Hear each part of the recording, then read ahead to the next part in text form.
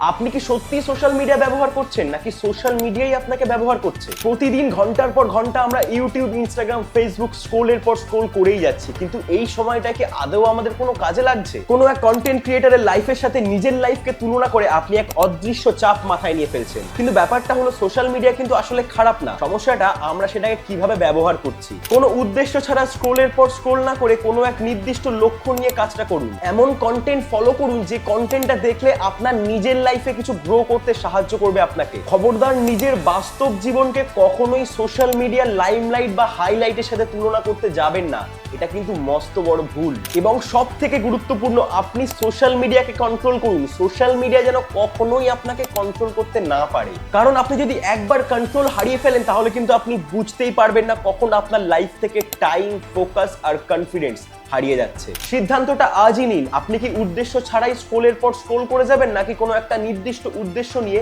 সেই স্ক্রোলটাকে সঠিক কাজে লাগাবেন।